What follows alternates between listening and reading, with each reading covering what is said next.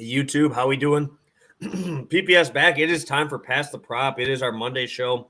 Talk a little bit about the NFL this past weekend. Got an 8-game NBA slate again on this Monday. Joined by my guy Stu. How you doing, my man? I'm doing pretty good. We've had a couple lackluster Mondays in a row, and I feel like that must correlate with kind of the NFL action and stuff like that. Clearly, the schedule makers wanted nothing to do with yesterday's NFL slate. So we only had a couple of games, but now we've got a bunch of games. Like you said, a nice, healthy 8-game slate. So I'm excited. It's looking good. We see a lot of high totals just if you're doing an initial scroll through right now. So a lot of stuff to look forward to today. Yeah, a lot of injuries too throughout. Obviously, we have no LeBron or AD. I don't believe either one of them are playing. Questionable, probably spots on Harden. I haven't found any Kyrie props up. I don't know if that means anything there either. So there's a lot of different spots that we could probably attack for some value perspective. But I really like this slate. As always, this is a nice slate. A couple of these games are teams that just played each other, so that's always interesting to see that. So I think there's probably gonna be a few spots in those games where we get to kind of attack. Also have Luka questionable too, so kind of all over the place today on the slate. Yeah, no, I mean, I was, the Lakers is a little disappointing, obviously. When we see a Lakers-Nets matchup, you're thinking we get to see all the stars come out to play. But that has not, unfortunately, happened with all the injuries. I mean, who's surprised about that, though? That's why anyone new around here, okay, you can't be buying tickets months in advance anymore for a game, okay? If you want to go and actually watch a basketball player, you better be sitting here with us watching those injury reports, turning those underdog notifications on, because anything can fucking happen right now. It's insane. But the good thing is we can kind of benefit from that, right? I mean, from watching basketball every single day over the last 2-3 years, we kind of know when a guy sits down, who are the people we like to attack when they step up. So, guys that fall under the radar can be actual like prop superstars because it takes the longest to adjust. And I'm actually going to be touching on that a little bit later today, but plenty of stuff to look forward to still. Yeah, for sure. And obviously had to rep my hat here, had to rep the Bucks after Giannis dropping 50 and 13 in 31 minutes, 26 shots only, was hitting some threes. Talk about efficiency, had to rep them today, obviously. But yeah, I mean, it was a very lackluster Pelicans team that they threw out there yesterday. Yeah, no doubt. But hey, I like the hat. We got a little bit of a throwback vibe going right there. I'll have to. I can't match that. All I've got right here is Nationals hat right here. Yeah, this is the retro, man. This is old. So this is the old school Michael Red looking shit, dude. That's what they're repping on here. So, but yeah, I had to throw it on because Giannis single-handedly just beat the living hell out of that Pelicans team. Your boy Jose Alvarado had a nice game, though. He ended up doing what he needed to. Came through for me in DFS with that little fire emoji next to it. So that's always nice to see him come through. I think he had like a decent game, but steals and blocks, dude, that's all you need. Yeah, that's my favorite part about DFS is just those guys that go off. I mean, I know you're going to talk about a guy later today that absolutely destroys the blocks. Just having that ability to have those spike games with those defensive stats is fun. So I'm always a fan of those guys. Yeah, so let's I believe we only got about 8 or 9 of you guys in here so far. Let's just get through our quick recap here, and we'll give you our final numbers so far through the season. Can you believe we've put out 114 NFL plays so far this year? That's just crazy to me. I always just look back on that. I'm like, damn, dude, we had a lot of fucking plays. All right. Well, let's start out with Eric. Obviously, Eric came through with a sweep for the boys here. Philly money line. I mean, lay the juice, but my God, that was probably the most sweat-free bet you're going to see for a while. A little more sweaty on the KC side. So shout out Eric again. Go follow him there. He obviously came through for the boys here and got that sweep for us. And then we both, I think we ended up going 2-2 together on the show here. Shout out Jamar Chase jumping over 4 dudes to come through for that last catch. Obviously didn't do much the rest of the time. 2 negated catches, which sucks. Obviously I would have had that night be a lot bigger, but it happens. The AJ Brown one, man, that game just got out of hand way too quick.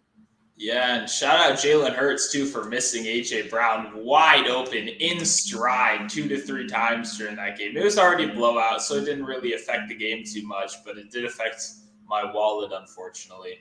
Well, dude, and there wasn't even pressure too. Like he was falling back, and there was nobody in his face or nothing, and that's what really made me mad. Obviously, I was tailing it with you, so yeah, dude, that was so frustrating. Like he had 2 steps on the dude. All you gotta do is put it up, let the guy get under, and he still overthrew. Then my biggest play of the weekend was Joe Burrow. We went back to the well. I know a lot of you guys, if a guy screws you over, you don't go back, but we got to go right back to the well on a play like that where we didn't expect the Bills to lose by 40. So obviously Burrow came through for us. Thank God that he didn't get hooked again, man, because I don't know if I could have dealt with that back-to-back weeks. Yeah, that would have been a little bit brutal. And then obviously missed the half unit right here with Purdy, completing 3 passes, something like that. The injury just absolutely killed us. Even had a fumble too. We knew the turnover was there, but we just didn't get enough opportunity. They didn't let him throw the ball when he came back in. So that was unfortunate. But hey, not going to end on a sour note because we did end up hitting a huge parlay. That ended up putting us back into the double-digit profit realm here for NFL. Obviously, that was huge. Plus 1073. Kelsey, Hurt, and Higgins. I was nervous. Higgins had 2 chances earlier in the game. And I'm like, is he going to get another one? Is he going to get another end zone target? I didn't think he was going to because Chase wasn't getting any red zone. And you're like, oh, you still got Hurst. You still got Chase. And they just continued to feed Higgins in the red zone. So that was awesome. That was absolutely massive. Absolutely massive to come through. And overall, 114 plays, 60 and 54. We've hit a ton of those. I think we've hit 3 or 4 of those long shots that were over plus 500, which definitely helps out the unit total. Again, I don't track the loss or win or loss for the long shot. I just track either half a unit off, or obviously a half a unit play on that one. So that ended up being a nice 5 unit spot for us, but very, very nice so far this year. Obviously, still going to have a lot of stuff talking about the Super Bowl. So not official yet, but would love to keep it in that double-digit range for this whole season on Past the Prop NFL so far this year. Yeah, and I mean, before we move on, obviously that's a lot of fun to see. The hard work has culminated in a positive record. Come on here every week. That's great. And we got the Super Bowl to look forward to. You have any thoughts on what we just witnessed this weekend? I mean, to me, this whole playoffs, if we're being completely honest, has been a little bit underwhelming, right? A lot of one-sided games. I would say the highlight for me, and this is crazy, is the Dolphins-Bills game. That was just going back and forth. I mean, I was having so much fun watching that game. But since then, it's kind of been a little bit disappointing. You have any closing thoughts? Yeah, no, I haven't really been too impressed with these games either. I said yesterday in my chat, I'm like, dude, might be the most boring playoff game I've ever watched. That Eagles game, like that was just a shit game. Like there were so many missed opportunities. You can't make those mistakes against the Chiefs. You're gonna give Mahomes that many chances on those missed shots over the top. Just so many stall out drives too that kind of make me nervous. Like they kind of let their foot off the gas, and that's something that Andy Reid doesn't do. So it's like I'm up in the air because obviously I lean with the Philly defense, but my God, dude, I saw somebody post the strength of schedule numbers, and everybody's been talking about it with San Francisco, and it's just this is scary, man. I mean, you're going to tell me Aaron Rodgers is the best quarterback you've played in the last 10 weeks? That man is going to probably be sent somewhere. He's probably getting sent to the Jets or something after this year. So that just kind of scares me a little bit when I'm putting my money on these guys. Yeah, no, I mean, it was interesting. We saw Philly open as a dog yesterday. We saw them open very briefly as a dog, and now it's up to 2.5 in some spots as a favorite. So clearly the early money was favoring Philly. I think as we get through the week, there'll be a lot of people that say the simple sentence of Patrick Mahomes is a dog. I'm taking him, So I think we'll see a lot of that. I think we'll see some solid line movement back and forth. But yeah, I don't know, man. The Eagles, despite the blowout win, I mean, they still haven't answered the same question that I've been asking the whole time, which is like, can Jalen Hurts do this, right? At the end of the day, who's the limiting factor on your team. And when you have such a perfectly constructed team where they're so good in so many factors, I think Jalen Hurts is their limiting player, when it comes down to everything. And to see him just kind of repeatedly, it was a low pressure situation because of how much they were winning.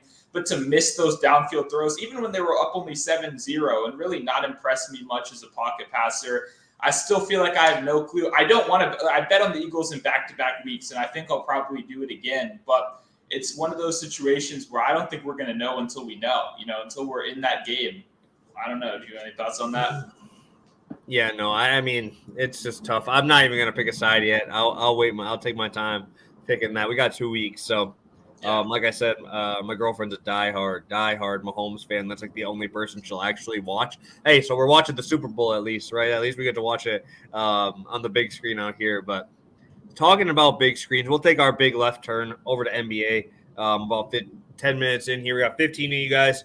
Appreciate all you guys popping in. I know it's a little different time today, but hopefully we'll get more of you guys to pop in and join us here for this NBA breakdown today. Still, we got 8 games, right? We got 8 games. We can probably take the Wizards game off the board here. I mean, it's they're playing the Spurs, so we don't even have to look at that one. But what game is on your on the big screen tonight for you? Yeah, I think it's kind of a shocker. I mean, when you have so many names on the list, but I think it's got to be Warriors Thunder, right? I mean, if you asked me at the beginning of the season what I'd make this number, we're thinking, 12, 14, something crazy like that. But the Thunder have been playing great basketball. So to see them square up against Steph Curry and the Warriors, I think that's got to be the big screen game for me today. Yeah, and I was kind of tied between two, right? I was going to either do Minnesota, Sacramento, or Portland, Atlanta, but you always know what the tiebreaker is. If you're the late game hammer, you're coming through. You are coming through as my top dog, and I have to go with that one. Obviously, a massive total there. You got some studs going back and forth, 237 total. But what I really like is obviously the point guard matchup. Obviously, you get to run Trae Young against Dame Dalla. You have big guys that are kind of struggling, right? Clint Capella has been injured throughout the year. Yusuf Nurkic is right now. He has a good game. He has a bad game. So it's like we could see both of these dudes try to push for 50. And that's what I want to watch, right? That's the type of game I want to watch. I want to watch some two alpha guys go at each other. And Dame's coming off of a low game, right? He came off that low game. We bet on him last time. I'm not betting on him today, or at least on the show. He'll make my card. You already know this. But his game against the Raptors, man, he just couldn't find a shot. And that was obviously disappointing. But I'm going to go back to the well on Dame in some capacity tonight in a matchup with Trae.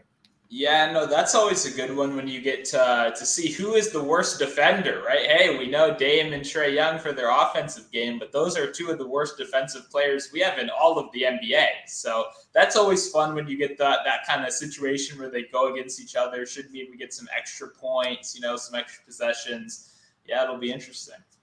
Hey, if there's a prize picks option like over under 25 combined 3 attempts, I would take the over in that, dude. I literally think it's going to be a chuck fest in that game. 237 total, 2-point spread. I mean, what more can you ask for? Obviously, as a boy who's going to be playing DFS tonight, I'm going to have something there. I'm going to have some, maybe 1 or 2 plays in that one because you don't want to see that meter going down. You only want to see it going up in that late game. And obviously, there's not many. I think that's the only late game tonight, right? I believe so. I'm not 100% sure on that, but yeah, I think it's the only one at 9. So at least 9 my time, so 10 you. But I'm gonna have to. I can't watch my meter go down throughout the night, so we got to see it. We'll check it out at like 11 and hopefully see that green just keep going up. But I already locked in that lineup already, so that's kind of scary that I already picked my lineup. I'm like, oh damn, this is nice. It kind of scares me this early in the day with all the injuries and stuff that we're probably going to hear about here, but. Let's take a look at the chat here. A couple of you guys in here. We got 21 of you guys in here. I'm happy to see we're starting to get you guys to trickle in here. Terrence coming in. Yeah, I knew you would be the first one. Once we hit a DJ Parlay, I knew you'd be in there. Hey, PTP merch is what he's looking for, huh? We got to come up with something. We'll do something. I didn't even think about that, honestly. I haven't even thought about that. But, hey, that might be in the works. You might have to figure that out. Sam, appreciate your positive vibes. I'm feeling it today, too. I think we're going to come out with some bangs here. We obviously got Turbo in here. We appreciate you. You ready to go? You ready to get into this? Oh, yeah. All right. We're talking about the team that kind of shut down Dame. Heading over to Toronto for your first play of the day today. Yeah, we'll start out with a half unit spot right here. We're going to Gary Trent Jr. over 18.5 points. Obviously, one of the biggest things right here, no OG playing in this game, and that's absolutely huge, right? When we look at how this kind of hit the whole team, right, plays without OG. We know that the Raptors are basketball socialism. We've talked about this before. They spread it out. Everybody gets a chance. And for that reason, when everybody's healthy, it's a pass for me. I really have no interest in trying to guess who's the specific guy going off on the Raptors on any given day. But when we take one of those guys out, right, when we take one guy out who's going to play 40 minutes a game, and guess what? We talked about this before. Nick Nurse doesn't have a clear replacement. He hates the bench, right? Those guys don't exist to him, okay? If the bench players are playing more than 20 minutes a game in the Nick Nurse offense, it's not good, right? So that means we're going to see more usage spread across to the starters. That's exactly what we've seen so far this season. We've seen him averaging 20 points per game in games without OG, hitting this 70% of those games. And when we look more specific against the matchup against Phoenix, it's one he's enjoyed. He's had two great back-to-back games against Phoenix, one without OG, where he scored, I believe, 35 points last season in a very similar situation where they were missing OG. And then we look at the Suns matchup overall. They're allowing the fourth most points per game to shooting guards so far this season. So earlier this year, Gary Trent, he was on a little bit of a slump. He got benched, if you remember. It was kind of a little drama right there. But ever since he's come back, he's been great. I think this is another one of those games where we can expect at least 35, 36 minutes, almost at the minimum, right? And then upwards of 40 minutes in a close game. A Suns team that just doesn't have an identity right now. They're allowing tons of points on the defensive end of the ball. And Gary Trent's obviously very familiar in this matchup. So when we take away one of those high usage players, I think Trent is kind of the perfect guy to piggyback off of and take for this game right here. Yeah, and he just shoots the ball well, right? And they really, outside of Fred VanVleet, we're really not rolling out too many shooters, right? You're not using Siakam on the outside, really, right? That's obviously more of your paint guy, but a lot of these dudes, like even Barnes, like he's not out there to shoot, right? Shoot threes at least is what I mean. So obviously you want to be able to put that scoring in there. Obviously Trent is nowhere near OG on the defensive end. Obviously OG is one of the best dudes on the defensive end there, but obviously you got to fill those points somehow, and I think Trent definitely can do it in this matchup. Mm-hmm. I'll be heading over to the Nets in the big matchup, I think on TNT or one of the bigger games of the night, and that's going to be the Nets versus the Lakers. I'm rolling against your boy again, man. We're rolling against Thomas Bryant. That boy's going to be getting a ton of minutes. AD and LeBron both out. Obviously, I expect that Thomas Bryant minutes to go back to normal, right? Thomas Bryant was rolling 30 minutes, and Nick Claxton has been on one. 7 of his last 8 games, we're getting double-doubles, and he's been grabbing upwards of 13, 15 rebounds in this little streak.